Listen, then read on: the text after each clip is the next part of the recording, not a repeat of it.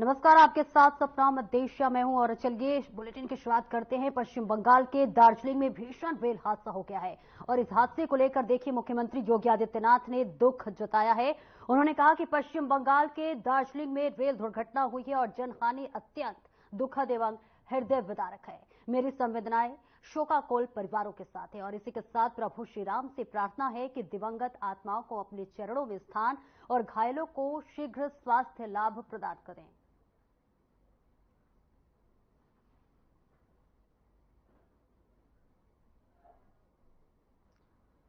तो ये बेहद दुखद खबर आपको बता रहे हैं, जहां पश्चिम बंगाल में ये बड़ा हादसा हो गया, जहां पर सूबे के मुखिया योगी आदित्यनाथ ने दुख जताया है और उन्होंने दुख जताते हुए संवेदना व्यक्त की है और उन्होंने कहा है कि जो पीड़ित परिवार है उनके प्रति हमारी जो है संवेदना है। भगवान उन्हें जो है इस घड़ी में इस दुख को सहन करने के लिए शक्ति प्रदान करें। तो ये बेहद दुखद घटना हम आपको दिखा रहे हैं, जहां पर बताते चले कि ये जो घटना हुई पश्चिम बंगाल में हुई है। पश्चिम बंगाल के दार्जिलिंग से ये बड़ी जो है रेल दुर्घटना सामने आ रही है, जहां पर आपको बता दें कि इस पर सूबे के मुखिया योगी आदित्यनाथ ने दुख जताया है और इसी के साथ उन्होंने कहा है कि मेरी संवेदनाएं जो है शोकाकुल परिवारों के साथ है। प्रभु श्री राम से प्रार्थना है कि दिव्यांग आत्माओं को शांति प्रदान करे और इसी के साथ साथ जो इस घड़ी में पीड़ित है उनके साथ हमारी संवेदना है।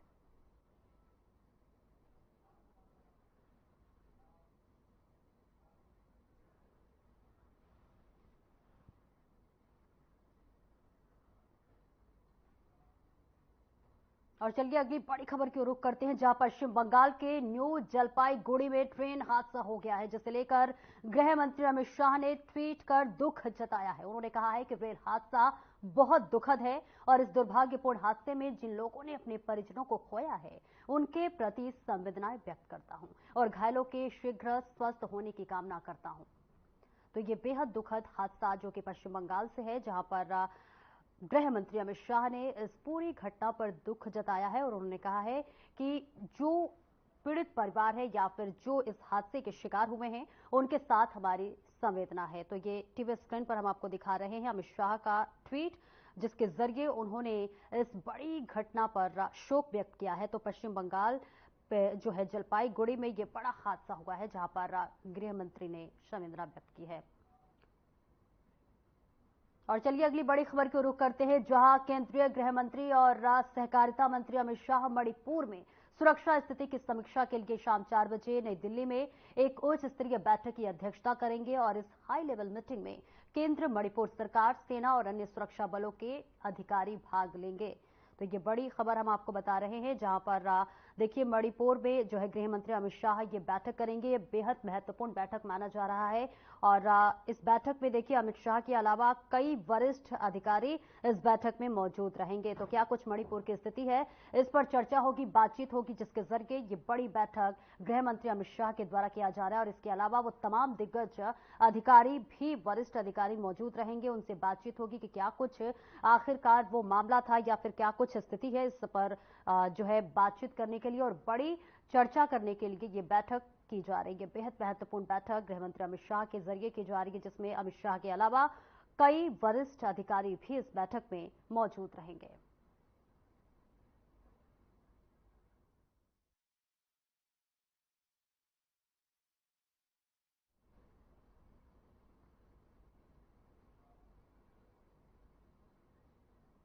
और वहीं इटली के अपूलिया में आयोजित 3 दिवसीय शिखर सम्मेलन का आधिकारिक रूप से समापन हुआ, जहां हमारे सम्मेलन को कवर करने के लिए टीम पहुंची थी। चैनल हेड ब्रजमोहन सिंह रघुवंशी ने इटली के बसों में सफर किया, साथ ही इटली और भारत के रिश्तों को लेकर भी बताया कि इन दोनों देशों के रिश्ते बहुत अच्छे हैं।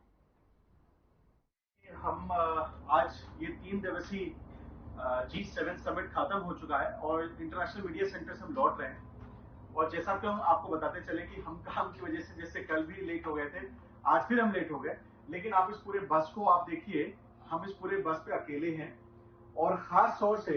हमारी रिक्वेस्ट पे पूरे बस में आप देखिए खाली है। ये सिर्फ हमारे लिए, हमें हमारी पूरी टीम को हमें ये बस मुहैया कराई गई है जो हमें अपने होटल तक और अपने गंतव्य तक छोड़ेगी। तो मैं ये कह सकता हूँ कि इटली और भारत के रिश्ते इसलिए बहुत ही मधुर है क्योंकि दोनों देशों का जो दिल है वो बहुत बड़ा है। बारिश से मेरे सहयोगी रोजी एंथम के साथ मैं Brijmohan Singh Raghuvanshi, G7 summit Italy से।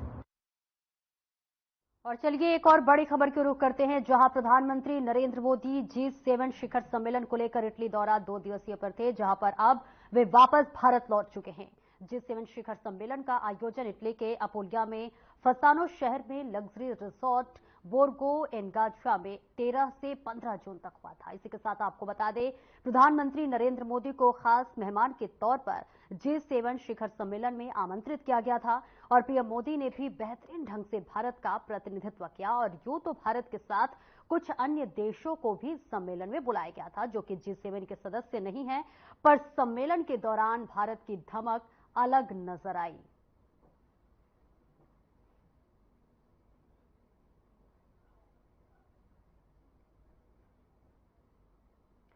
तो ये बता दें आपको कि देखिए, प्रधानमंत्री नरेंद्र मोदी जब भी विदेश का दौरा करते हैं तो देखिए भारत का एक अलग ही धमक देखने को मिलता है कि जिस तरह से देश ही नहीं बल्कि विदेशों में भी प्रधानमंत्री नरेंद्र मोदी का जो डंका है वो हमेशा से बजता आ रहा है। और इस बीच भी ये आपको बता दें कि पीएम मोदी का जो ये इटली दौरा था बेहद महत्वपूर्ण और बेहद खास रहा, जहां उन्होंने कई देशों के जो है दिग्गज नेताओं से भी बात की, कई वरिष्ठ अधिकारियों से भी उन्होंने जो है चर्चा की।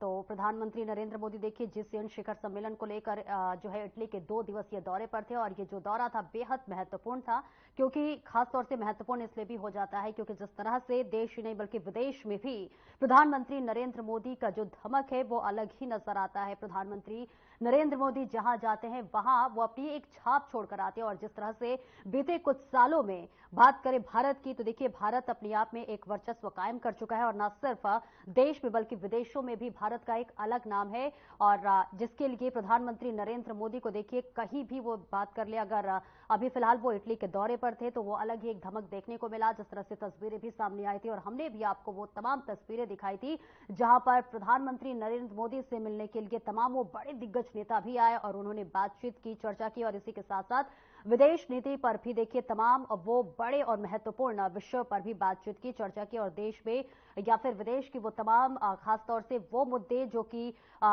खासतौर से अगर बेहद इंपॉर्टेंट हो जाते हैं, बेहद महत्वपूर्ण हो जाती है, उस पर तमाम जो है बातचीत और चर्चा की। तो ये आपको बता दें प्रधानमंत्री नरेंद्र मोदी का जो 2 दिवसीय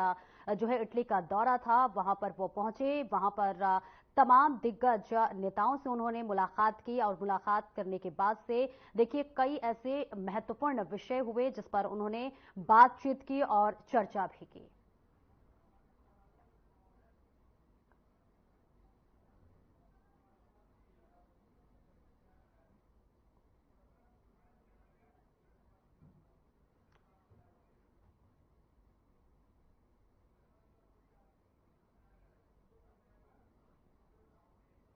और इस खबर पर ज्यादा जानकारी के लिए हमारे चैनल हेड बृजमोहन रघुवंशी हमारे साथ जुड़ रहे हैं। बृजमोहन, देखिए जहां भी प्रधानमंत्री नरेंद्र मोदी जाते हैं वो अपना अलग ही एक छाप छोड़कर आते हैं। अब फिलहाल वो भारत लौट आए हैं, क्या कुछ उनकी जो है दौरा के क्या कुछ महत्वपूर्ण वो बिंदु थे और भारत लौटने के बाद से क्या कुछ तस्वीरें सामने आई? देखिए सपना, आपने बहुत ही बेहतरीन तरीके से जो आपने अभी पक्ष रखा, ये मैं आपको बताते चलूं कि आमतौर से जब भी विदेश यात्राएं अब तक के प्रधानमंत्रियों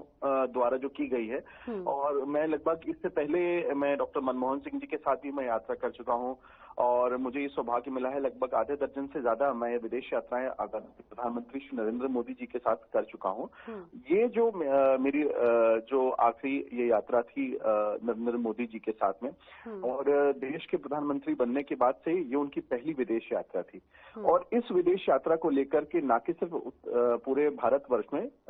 मैं ये आपको बताते चलूं कि पूरे इटली में इस बात की सबसे ज्यादा चर्चा थी, क्योंकि जब इस पूरे G7 समिट में, हालांकि मैं आपको बताऊं कि G7 समिट में भारत समिट का सदस्य नहीं था, लेकिन स्पेशल इनवाइटी के तौर से बुलाया गया था। और भी कई देश थे जिनको बुलाया गया था, लेकिन मैं आपको बताऊं पूरी ईमानदारी से मैं आपको ये कह सकता हूं, क्योंकि इस 3 दिवसीय दौरे पे मैं पूरी तरीके से यहाँ पे लगातार मैं बना रहा। मैं यहाँ 13 तारीख को आ गया था, 13 से 15 तारीख तक यहाँ पे पूरी ये बैठक थी, लेकिन ये समिट था। लेकिन प्रधानमंत्री श्री नरेंद्र मोदी 14 तारीख को आए थे और वो उस दिन मध्यरात्रि को ही, वो सुबह 14 तारीख को पहुंचे थे और मध्यरात्रि को वो यहाँ से चले गए। लेकिन जो धमक भारत की यहाँ पे रही स्पेशल इनवाइटी होने के बावजूद, और जिस प्रकार से दोनों देशों के प्रधानमंत्री के बीच में जो एक, मैं आपको बताते चलूं कि सिर्फ एक देश के, मैं अगर इस बिंदु को मैं बोलूं तो देश से हटके भी एक भावनात्मक रिश्ते मुझे नजर आए। क्योंकि देखिए जिस प्रकार से आप ये देखती हैं कि खास तौर से हमारे देश में धर्म को लेकर के एक आस्था अलग है, उसको हालांकि विपक्षी दल उसको अलग रूप में देते हैं, विपक्षी सोच के जो पत्रकार है वो उसको अलग रूप से देते रहे हैं। चुनाव में भी उन्होंने इस बात को बहुत रखा कि इस देश में धर्म को ज्यादा तरजीह दी गई है और राष्ट्रवाद को या डेवलपमेंट को नहीं दिया गया। लेकिन ये मानने वाली बात है, ये मुझे बहुत सारे लोगों को ये समझ में नहीं आता, उनको मैं ये जब इस चर्चा करता हूं कि धर्म का सीधे ताल्लुक संस्कृति और सभ्यता से जुड़ा रहता है। और ऐसा ही कुछ मैं आपको बताते चलूं, क्योंकि विश्व के सबसे पुराने देशों में गिनती है इटली की। और यहाँ पे आप देखिए G7 समिट में जैसे अब हमारे यहाँ जब पार्लियामेंट का इनॉग्रेशन होता है, जब राम मंदिर का जब वहां पे हमारा उद्घाटन होता है, तो तमाम धर्मगुरुओं को जब बुलाया जाता है तो उस पर बड़ी आपत्ति होती है कि जो है धर्मगुरुओं के अलावा यहाँ पे और लोगों को नहीं बुलाया गया, जो लोग वहां पे, जिन्होंने अयोध्या मंदिर में जिन्होंने अपनी आहुति दी थी, एक तरह से प्राणों की आहुति दी थी, जिन्होंने अपने आप को पूरी तरीके से स्ट्रगल किया था उस मंदिर को निर्माण के लिए, उनको ना बुला के धर्माचार्यों को बुलाया गया। लेकिन वही जब सभ्यता यहाँ इटली में होती है तब कोई कुछ नहीं बोलता है। यहाँ पे जो यहाँ के सबसे बड़े धर्मगुरु, यहाँ के ईसाई धर्मगुरु पूरे विश्व में जिनकी एक अलग सम्मान रूप से देखा जाता है, जैसे हमारे यहाँ शंकराचार्य होते हैं, वैसे यहाँ पे सबसे जो वरिष्ठ धर्मगुरु है वो यहाँ पे पोप कहा जाता है।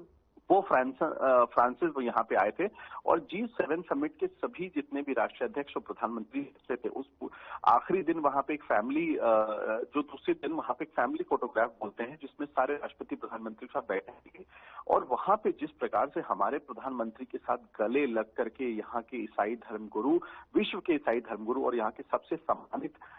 जो व्यक्ति जिनको बोला जाता है, क्योंकि देखिए इटली में एक तो सरकार है यहाँ पे और दूसरी यहाँ वेटिकन सिटी है जिसमें यहाँ पोप की वहां पे एक तरह से पूरा उनका राज चलता है। पोप को राजा बोला जाता है यहाँ पे खास तौर से। और मैं इस समय रोम में मौजूद हूँ क्योंकि 3 दिवसीय इस पूरे कार्यक्रम के बाद हम रोम पहुंचे हैं, क्योंकि कल मैं यहाँ पहुंचा हूँ, बारी में ये G7 समिट था। और रोम में मैं आपको बताते चलूं यहाँ पे, क्योंकि प्रधानमंत्री कार्यालय और प्रधानमंत्री की जो प्रेस एडवाइजर थे और जो उनकी खास तौर से उनकी भूमिका रही कि भारत ने जिस प्रकार से कवरेज किया और हमारी टीम को खास तौर से वहां पे एक अलग तरजीह मिली। मैं इकलौता भारतीय पत्रकार था जब प्रधानमंत्री इटली की संबोधन तो सिर्फ एकमात्र भारतीय पत्रकार को वहां रखा गया था, जबकि 750 पत्रकार पूरे विश्व से आए थे। और आप ये मान के चलिए यहाँ पे जो लीडिंग चैनल्स थे, BBC, CNN, वॉशिंगटन पोस्ट, वहां से भी लोगों में से छटनी की गई थी। और जैसे कि आप समझते हैं कि इटली के अंदर ये कार्यक्रम था, तो यहाँ की जो यहाँ के चैनल्स थे उनको भी तरजीह, उसमें भी उन्होंने पत्रकारों में छटनी की कि नहीं, ये इन लोगों को ही बुलाया जाएगा। संबोधन में खास तौर से विशेष कार्यक्रम रखा गया था जिसमें हम आखिरी दिन उसमें पत्रकारों को संबोधित किया था और प्रधानमंत्री जी ने पूरी ब्रीफिंग की वहां की इटली की प्रधानमंत्री जी ने, और उसमें हमें मौका मिला। और मैं आपको बताते चलो जिस प्रकार से जो स्थान हमारे देश के लिए है, जो जिस भाव में वो हमें देखते हैं, ये अपने आप में देखिए कुछ भी सोशल मीडिया पे या विपक्षी सोच उसको कुछ भी बोले, लेकिन हमारे इन दोनों देशों की मित्रता में जिस प्रकार से बढ़ोतरी हो रही है, जिसमें यहाँ के प्रधानमंत्री जॉर्जिया और हमारे देश के प्रधानमंत्री की अहम भूमिका है। और इन 3 दिवसीय पूरे जो ये समिट था, इसमें खासतौर से मोदी जी के आने से जो भूमिका बनी है, बोलिए देखिए पश्चिम में हम भारत को एक अलग नजर से देखा जाता था, यानी कि बहुत हीन भावना से देखा जाता था। लेकिन 2014 के बाद से हमारी यहाँ स्थिति मजबूत हुई है। हम यहाँ पे हमें कई सारी जो विदेश नीतियां बन रही है उसमें भारत को काफी अग्रणी आने का मौका मिल रहा है। 3 बड़े महत्वपूर्ण मुद्दों पर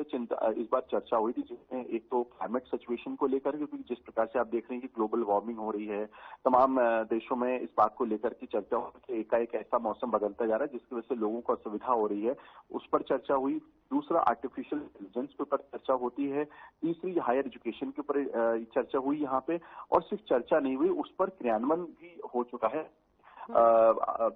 जो जानकारी मुझे मिली है प्रधानमंत्री कार्यालय से, जिन मुद्दों पर प्रधानमंत्री श्री नरेंद्र मोदी जी ने चर्चा की, उन पर यहाँ पे स्पेशल कमेटी बना दी गई है, जो उस कमेटी को आने वाले समय पे जो भारतीय जो यहाँ के जो प्रतिनिधि होंगे विदेश मंत्रालय के और भारत सरकार के, उनके साथ मिलकर के उसको इम्प्लीमेंटेशन को लेकर के ये शुरुआत हो चुकी है। देखिए, पश्चिम में बहुत जल्दी क्विक डिसीजन और क्विक काम को लेकर के यहाँ पे एक सभ्यता है। तो मैं आपको बताते चलूंगी, इन पूरे 3 दिवसीय जो G7 समिट था, उसमें भारत एक हिस्सा न होते हुए भारत की जो भूमिका रही वो सबसे अहम रही। 2 अलग मुद्दे यहाँ पे और भी छाए रहे, खासतौर से यहाँ पे यूक्रेन और रशिया का मुद्दा था, जिसको लेकर के एक तरह से मैं कह सकता हूँ G7 में 2 फाड़ भी नजर आए। एक फाड़ ऐसा था जो ये कह रहा था कि जिस प्रकार से फिलिस्तीन और इजराइल में जब झगड़ा होता है तो उसमें जो तमाम देश हैं उसको बहुत ज्यादा एक सॉफ्ट नजर से देखते हैं, क्योंकि ये माना जाए क्योंकि कहीं ना कहीं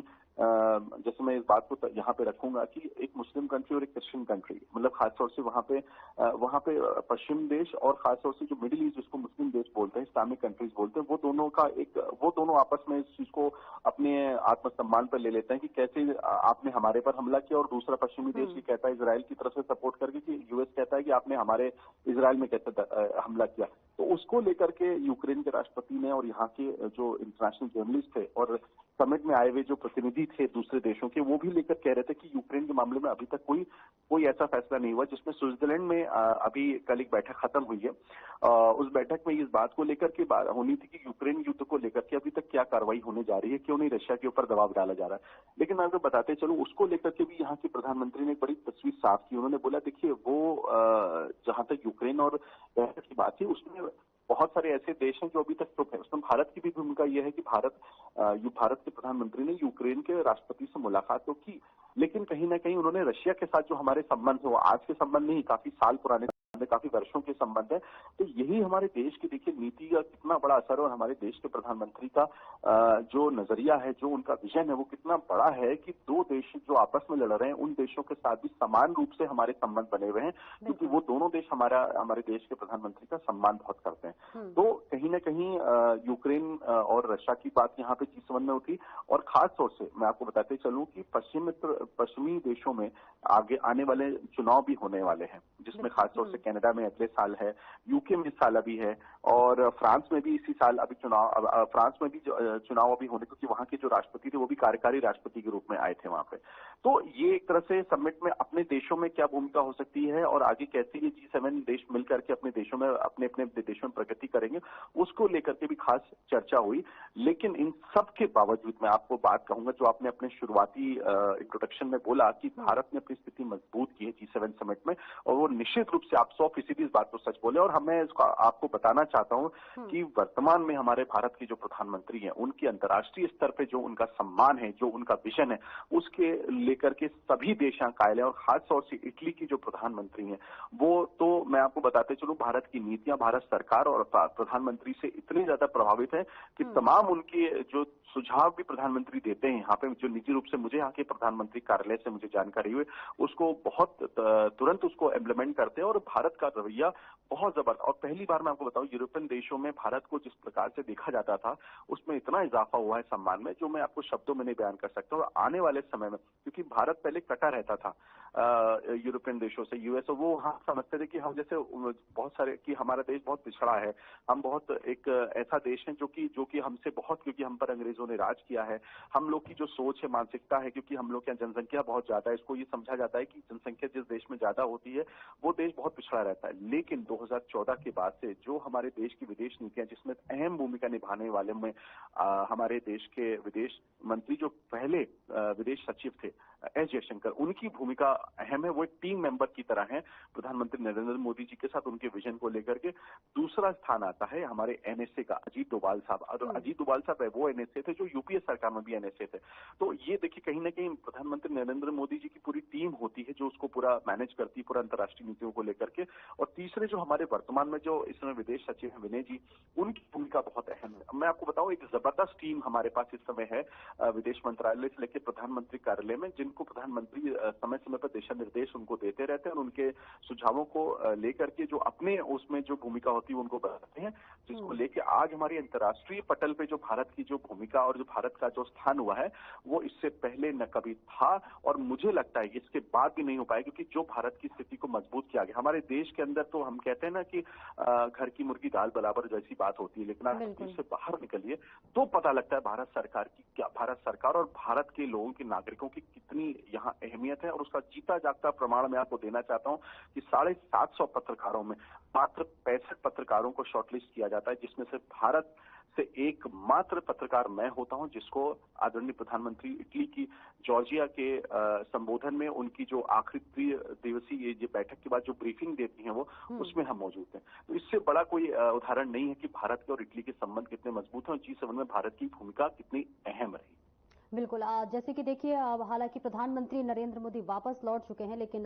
जब उनका ये दौरा था उस वक्त देखिए विपक्ष की तरफ से भी कई बार बयानबाजी भी सामने आई। हालांकि आपने कहा कि देखिए जो प्रधानमंत्री नरेंद्र मोदी की छवि है या फिर जो उनका डंका है वो देखिए देश नहीं बल्कि विदेशों में भी बचता नजर आया है। लेकिन ये देखिए ये किसी से छिपी नहीं है। लेकिन सवाल ये है कि इसके बाद भी विपक्ष इस पर सियासत क्यों करता है, क्योंकि अगर प्रधानमंत्री नरेंद्र मोदी विदेश का दौरा कर रहे हैं तो कहीं ना कहीं वो देश के पक्ष में ही बात करते हैं। अच्छा, मैं आपको यहाँ पे एक थोड़ा सा बहुत सॉफ्ट शब्दों में एक बात मैं आपसे बताऊं। हमारे देश की जो सबसे मुख्य विपक्षी पार्टी है, जो लगभग 2 बार के बाद से तीसरी बार उस पार्टी को इतने नंबर आ गए हैं कि उसको विपक्ष पार्टी का दर्जा मिल चुका है पार्लियामेंट के अंदर, ठीक है। इस पार्टी की जो मुखिया हैं उनका जो जन्म स्थान है वो इटली है। लेकिन मैं आपको बताऊं यहाँ के सारे अंतर्राष्ट्रीय पत्रकारों जितने भी मौजूद थे यहाँ पे, क्योंकि मैं आपको बताऊं क्या है ना, जैसे हमारे देश में क्या होता है कि मीडिया को खासतौर से ये माना जाता है, उनके लिए शब्द इस्तेमाल किया जाता है जो मैं अपने चैनल पे नहीं बोलना चाहता हूँ कि सरकार के विषय में अगर हम कुछ जो तस्वीर जो सरकार प्रस्तुत करती है, जो सरकार ने काम किया है देश, अगर आप उसको दिखाते हैं तो हमारे यहाँ जो विपक्षी सोच है, जो क्योंकि विपक्षी सोच में सब लोग आ जाते हैं, तमाम सोशल मीडिया के जो बहुत सारे इन्फ्लुएंसर्स हैं, बहुत सारे ऐसे पत्रकार जो लगभग 10-12 सालों से जिन्हें नौकरियां तक नहीं मिली हैं, जिनको एक तरह से कहा जाए कि अपने चैनलों से अपनी मानसिकता के चलते उनको वहां से पद अपना छोड़ना पड़ा, उनको वहां से हटना पड़ा या हटाया गया उनको वहां से। वो अपने घर में बैठ करके अपना एक यूट्यूब चैनल चला करके अपनी विपक्षी सोच उन्होंने बना रखी है। और जो सरकार के विषय में जो चीजें अच्छी बताई जाती है, अगर यही उनको अगर हम बात करें तो चाइना में आप चले जाइए, वहां तो कोई मीडिया ही नहीं, वहां तो सरकार की बात रखी जाती है और वहां एक सरकार ऐसी है और देखिए पूरा देश कितना एकजुट है वहां पे। दूसरे देशों की भी स्थिति में आपको इटली के अंदर मौजूद है, यहाँ पे राय न्यूज RAI न्यूज के नाम से यहाँ का सबसे बड़ा ब्रॉडकास्टर है।